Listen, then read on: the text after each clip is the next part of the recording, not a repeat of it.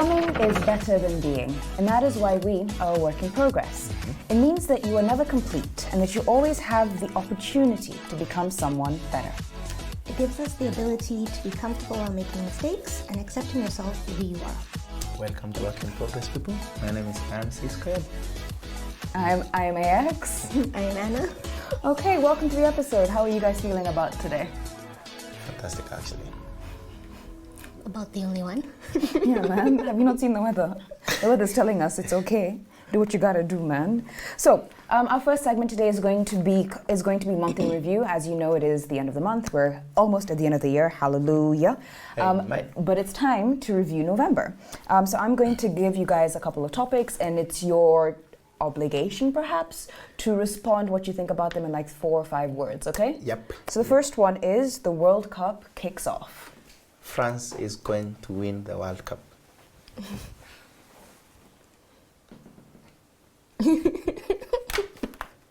Okay, Anna? Okay, about 10 in seconds forwards, and that's just because of how these guys have gone and changed all the rules just before World Cup started. Yeah. So yeah, just went and changed everything. Okay. For me is, I didn't expect that. And I'm talking more about how Saudi Arabia managed to beat Argentina. I didn't see that coming. Nobody saw it coming, to the extent, the Saudis got a public holiday the day after. Did. The day after. Man. GK is still mad. I don't think he'll ever move on. His team was beaten. All right, the next topic is, man uses brain implant to send texts. Welcome to the future, people. I loved it. Hey, AI doing the most. Nice. Yes. AI should be doing less, aren't you guys? No, but like, aren't you guys worried about having like an AI chip, like a little other brain inside your brain?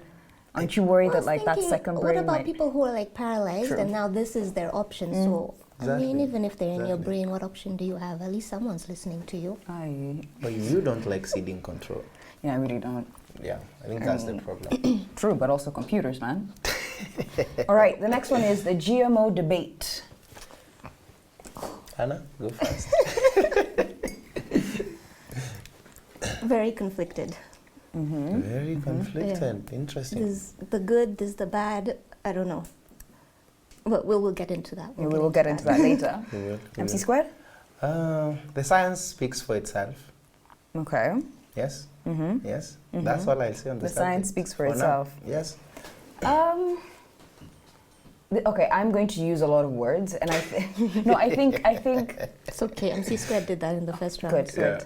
So I feel like as a country, we're not able to have a full and honest conversation about GMOs because a lot of misinformation is being spread back and forth. Yeah. So it's very difficult for the people who GMOs will actually impact first, our farmers, to properly tell us what they think when they're being told many conflicting things at the same time. Yeah. That's what I wanted to say. Next one is COP27. COP27. At least the countries have agreed, the rich ones have agreed to pay for the damages of climate, to the climate. And it's welcome. I hope they can actually pay. Okay, yes? I'll believe it when I see it. Yeah, so with COP27, I'm like, and then? Yeah. Yeah, and then? We've been having these COP meetings like for the longest time. And The this, country's pledging money, and it's like, where is it going? What's it doing? yeah, so, and then? What's going to happen next? Okay, the last but not least, the SGR lending agreement, not the contract, was released. I really don't know. I hope people use SGR for their holidays. Do you have any plans? Useless politics. It was useless politics to my mind because it just like when the, if I remember correctly, when the lending agreement was released, wasn't it like right at the beginning of the drought conversation? The government, I felt like the government was trying to distract us by releasing this agreement, and I don't know. It just felt like the timing was off, and then you have Korea meeting with the ambassador and then realizing nothing's really going to change because the Chinese are still investing in our infrastructure, so why then release it? Before Anna speaks, allow me to quote Professor Mutangunyi. He says, a government is an organization of criminals. Correct. Oh, that's it. Huh? Oh, okay. Yeah, that's my quote. Anna? I mean, did anything come out of it? Need more information. Those are my words. Yes, more All right. context. Okay, then overall, how do you guys feel about November? To end, As- that is. Hey, November's gone too fast. It was like 3rd of November, then it was 23rd of November, in like 3 minutes. I mean, me, I'm happy. Me, I'm in the holiday season. Christmas. Okay, my house is ready. I'm ready. Like, I'm ready to close and just, let the holidays begin. For me, it's all I want for Christmas is you. It's time. It's time. We can finally listen to that song with pride. Without Send you a GK card. complaining of the time of I'll the send you a month. card. Yes, please. Thank you. Send you a card. So there you have it. That's been our month in review, which means it's time to move on to our next discussion segment. So, as you know, today we're going to be having a discussion on GMOs, and it was inspired by what Kuria said on the 17th of November. He said, by just being in this country, you're a candidate for death. Kenya's version of 1,000 ways to die. And because there are so many things competing to kill you, there is nothing wrong with adding GMOs to that list, end quote. So let's just talk about this. What do you guys think of GMOs? Will they kill you? Will they not kill you? What are your thoughts, MC Squared? First, to be honest, I love Moses Kuria's political acumen. Okay. There's just a way he makes things controversial and discussable and puts them out there in the public space in such a way that makes us people mad, which is how to actually put the conversation. Well, do you feel forward. after his statement more people are talking about GMOs Exactly, because exactly. of that? Okay. We're having the conversation, and I think today our job is to just put it into context. All right, so put it into context. Oh. Or Anna, put it into context, because me, I don't have the context today. I think what we have to think of when we talk about GMOs, and I'll comment specifically on their science, is that as a science, GMO is part research, okay, part discovery. So I assume there will be a lot of, and there is a lot of trial and error. Yeah. So what we should really think of when we talk about GMOs is, if it's science, then we must put it to a scientific sort of test. Okay. Number one, every scientific growth or advancement takes time. For example, the US, who are now bringing us the GMO maize, have tested this for over 50 years. So whenever they tell us our maize is okay, to them it is okay because it has stayed for quite some time under tests. But now the problem is, what is the African context? The African soil is different, okay? The African ecosystem is different. So when we bring GMO here, we cannot necessarily just do a plug and play from America to Africa and for purposes of this conversation, to Kenya. It should not be that way. So my feeling is, we must have a period of time to do GMO tests on our own. Okay. To look at how compatible it will be with our climate, our environment, the plants that we grow, because the species here are different. Okay. Yes. Anna, what do you think? I agree with what you're saying. We Yeah. definitely need testing, and every country that has been adopting GMOs do have like years of research that they do. Yes. And they're constantly changing it because they realize what they initially thought isn't working out. They have to go and change things. But I think one of the main things that will come with this test period that we should be doing before we just introduce it to farmers is also looking into policy. So when we're doing the policy, like the testing, understand how the policy is going to affect farmers, Yes. consumers. Think about how you have to educate consumers, because GMOs will affect consumers differently. You need to understand the health risks and have that package. So there's a lot that we haven't considered yet. Yes. And we need that period to think about it. So Exactly. the thing that I find the most troubling from what Kuria said is that he added GMOs to the list of things that could kill you. When it's like, and what troubles me about him saying that is because he represents the government. So it's like the government is admitting that GMOs could kill you, and yet they're insisting to bring them into the country. right? So definitely we do need feasibility studies. We do need our own research that, coming from our own universities to tell us whether or not GMOs will work for our ecosystems, for our farmers, and for our consumers. But the worry for me for GMOs isn't even that like my body will die. No. It's the fact it's who's giving us those seeds, specifically those American companies who in the past have shown a real willingness to go after farmers if they don't use these seeds correctly, right? Have you guys heard? I think there was a case in Brazil, like 2019, when a Brazilian court sided with Monsanto, an American company that produces GMO seeds, when they sued Brazilian farmers for saving their seeds and planting them for the next season, which is a very common practice among farmers. Right? So if you're going to be sued for doing the thing you've always done your entire life, then will GMOs really work for us, is my question. No. I think we should probably try and understand GMOs from a farmer's perspective. The farmer is only interested in, I want to plant my maize, okay? I want to harvest something. That's it. So the higher conversation about policy, politics, companies all having ownership rights of the GMOs that they make should be what now the farmer is made to understand. Because to them, the farming process is very simple. Plant my maize, harvest it. Simple. So if we want them to understand GMOs, then we must bring down the conversation from the political aspects, from the sociological, from even the health things that may come with GMOs. I think we need to understand the whole concept as a whole.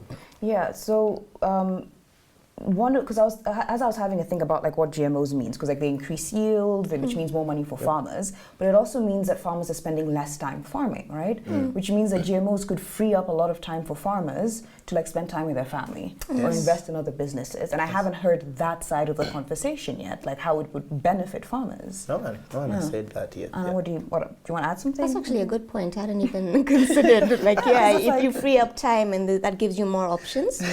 One of the things I was thinking, and I think this happened either in Philippines or Brazil, maybe Brazil, is the regulation on the GMO seeds that were given. So it was for maize.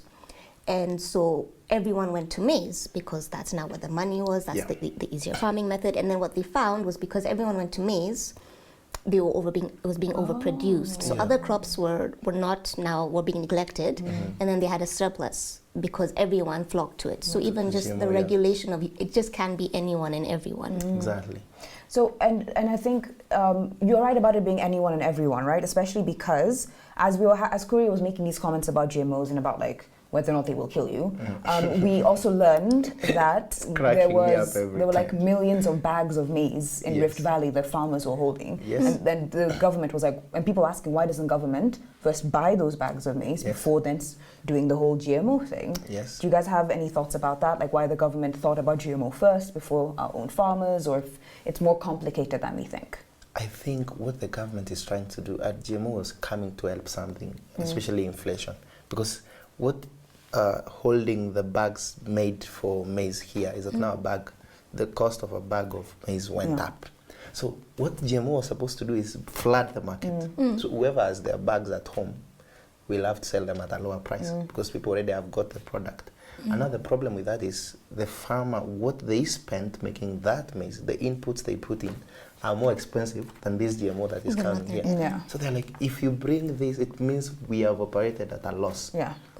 Yeah. And then the government's like, but where is the opportunity cost for us? What do we save? And I think that is where the GMOs came in. Okay. Then I guess as we're trying to wrap up this conversation, my last question to the two of you, including myself, I suppose, is would you eat GMO crops? Or maybe you have already, I don't know, but... I was going to say, I'm very sure I have, because in Canada, that's a lot of the food and things. And you're fine, you're great. And I haven't died yet, so I think I'm okay. I would say, like, I know, especially like in the West, a lot of these foods have a lot of hormones. And so take with moderation when you know you are, because a lot of them will affect. So for example, I knew someone who was having a lot of GMO foods and she started developing a lot of hair on her body. because it does Hair. affect your hormone. Hair, yeah, she started growing facial hair a lot. Okay. So Interesting. it's not bad, but I would just bad, say, it's just and that's what I'm saying, in unexpected. our packaging, these are things that they do need to inform consumers of because it will affect your body differently. So maybe just everything in moderation, have a mix of organic food as well, because that's also good for you. That's very interesting. MC So, squared? I mean, I would, yeah. I would eat GMO because I'm all for science. And they're more nutritious. By the way, they're supposed to be more nutritious. Yes, I would eat GMOs. They are more nutritious. But however, there's just one little bit of a problem. Study has shown that when you give GMOs, for example, you mix GMO crops with the organic ones, there's going to be cross-pollination here. Now, what happens is that the next crop that now has a mix of GMOs and the organic ones is worse in terms of how they grow. Their fertilities are lower, right? I didn't know that. Jesus. So my only question is now, if that is happening to crops, what about us who eat that? Can the same effects be replicated? And in terms of now, our next generations of people will already be weakened. And GMOs actually have antibiotic-resistant markers, so you will become less resistant to antibiotics. It's probably a more long-term thing, but it is something that, and it does stay in your bloodstream for quite a while, so they're finding that that's how you become more resistant to antibiotics, and we already have an antibiotic problem. Yes. So this is also something to consider in the long term, how it's going to affect the healthcare and your medication in the future. So there's a lot to consider, and that's why I'm saying we're really not, prepared to understand how GMOs will affect us in the long run. Which is why I suggest that this type of research has to take time. Because, for example, let's consider something like a kidney transplant. For how long did we sit and, do the research on that? Think about it, think about how it ought to be done, Exactly. So I think we cannot rush into this conversation. For all intents and purposes, the science cannot be rushed into. Now, for me, I'm pretty sure I've eaten GMO crops because, like, when I went to university and I was in the UK, like, some of the food is GMO. GMO, yeah. And I'm okay, I think. Not yet dead. I mean, I'm not Yeah, yet you dead, are. but also I haven't had like a general health checkup in like 10 years, so I don't even know what's wrong with me, right? I think you should. The economy, the way that it is, the way it's very expensive. It's okay, I'm fine, we played by the ear. But I think to end this discussion segment, we've spoken about a lot of things about GMOs, we've touched on a lot of points. Yes. Please go continue this research and go continue this discussion with your friends, with your families, with your communities. Make sure it's always an informed discussion, cite your sources, and just remember that the truth resists simplicity, and things are often a lot more complex than we want them to be, and, and more complex than they might appear to be. Yeah. And on that note, we're going to take another break, and then we'll be right back.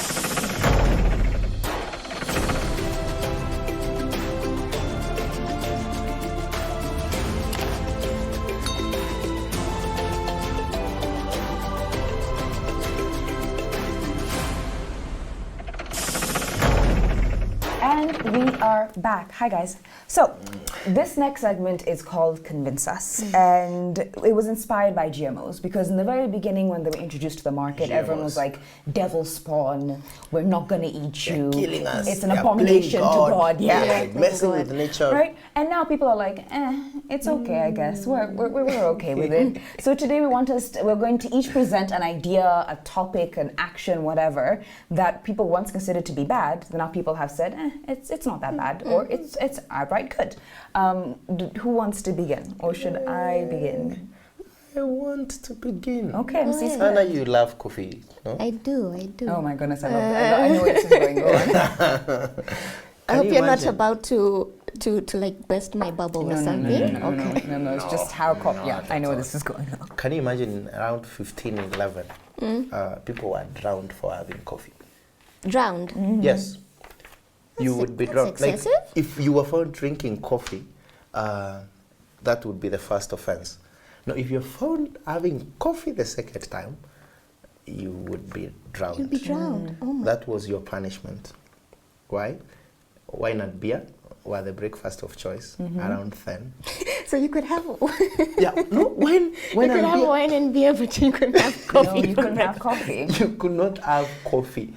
Okay. It was so bad until there was a pope then who is a person who, like, they were thinking that coffee is the devil's drink because of caffeine, because it was It made people like energized and Yes, like awoke the energy. mind, and they So were it like was- devil. People twitching a little bit. Yeah, it was like viewed as something that will cause a revolution because people are charged up, right?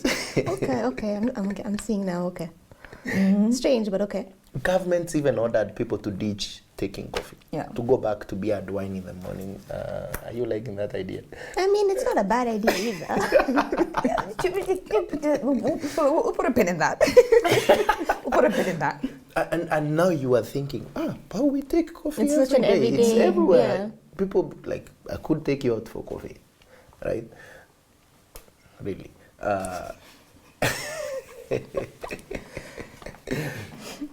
But coffee was viewed as something bad, the way we view GMOs right now. I'm not saying GMOs will take the same trajectory as coffee. So what happened? When did it change? What happened is people started feeling more energized in the morning because, of course, beer and wine sort of Slowing you down. slows you down. And they were like, I think we can do this. And then it became part of popular culture. People are like, we need, and you see, the governments even said coffee is making people talk more. They're like, something's up here. These guys are too chatty. Something is up here. But then in London, coffee became part of popular culture in the US until Jefferson one day said that coffee is the favorite drink of the civilized world. And that's where we are at. Oh, can I actually add? Because when you mentioned the Pope thing, it remembered. This is where I thought you were going with it. Yeah. So, like the 16th century, when coffee was introduced into Western Europe by the Arab world, like a lot of the white people were like, "Oh my God, no! This came from the Muslims. It must be bad." And so somebody actually took it to the Pope to ask the Pope, "Is this from God or not?" And so the Pope took a sip and he was like, "This is incredible." And so he baptized coffee in order to cleanse it. Really? Yeah, he Yes, baptized yes. coffee in order to cleanse it of Yes. any like demonic spirits, and then said it's good now. Everyone can have coffee, and everyone had coffee. Fun times. Okay, I'm gonna be having my cup of coffee with a different view. Baptized by the Alright. Pope himself. Coffee, yes. Canonized coffee. Yes. Anna? Okay, so I was looking at tattoos, Tattoos. which, because we know for the longest time, have been frowned upon, especially in the workplace. And so I wanted to focus on the workplace in particular, because what we're seeing now with newer generations, as workplaces are changing, they're not so taboo anymore. Before, you feel like if you had a tattoo, you always had to cover it up. But now more and more people are coming around to anyone having tattoos in the office. Yeah. And actually let me just give you some stats. Stats. In These Italy, stats. 48% of the population has at least one tattoo, I would not expect that from Italy. Yeah. Interesting. Interesting. followed by another strange country, Sweden, with 47%. Really would not expect that from Sweden. And then the more obvious one, US, with Yeah. 46%, Okay. with Yeah. at least one. So then people who have more. Yeah. And we're seeing this more as like more creatives are coming in. So the creative industry is a lot more open to having tattoos.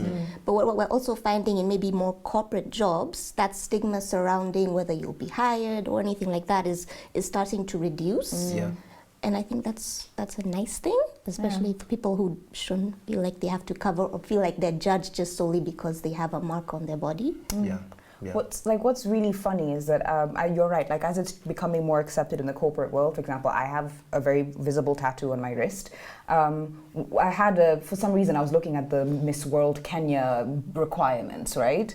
And not only does it specify that you need to have like a 36-inch bust, 28-inch waist, and like a 36-inch like hips or whatever. It also says no tattoos, and it's like, but why? I mean, I have no interest in becoming the next Miss World Kenya. My measurements will not allow it. But why? Like, how does me having a tattoo mean that I can't represent Kenya? Yeah. Or like, what if my tattoo is like, see, I'm Kenyan? Like, why not? Yeah. And I mean, when you look at like so many cultures, tattoos have been a part of their cultures from way back. So we went from having all our cultures have their tattoos, natural, like their traditional versions, and then now suddenly you can't represent your country with a tattoo. What if it was, you know, a part of your culture? So for me, on tattoos, cinnamon. Okay. So for me, the thing that was kind of bad but is now okay, dreadlocks. Dreadlocks, of course. Like specifically, dreadlocks have always had this connotation that like they're people that have dreadlocks are like stoners, they're lazy, they're unkempt, they're dirty, and that was never. It's not true. It's definitely not true. Wait, so are you saying you don't fit any of those features? I'm saying I don't fit any of those features, Anna. No, I don't. Not at all. Not at all, MC Squared. Not at all. But now in the corporate world, it's becoming a lot more accepted for like me to show up and to work with dreadlocks, right? As long as I maintain my hair the same way anyone else maintains their hair, general professionalism, making sure it's neat, it's fine. And I think that has allowed a lot more people to adopt a hairstyle that really resonates with them. Like I really like my dreadlocks. I love the fact that our Chief Justice has sister locks. It's great. I love that when I look at my government, I see women in dreadlocks and it's like, yes, representation matters. So yeah, definitely dreadlocks. Get them if you have the chance. Please do it. Join us. It's fun.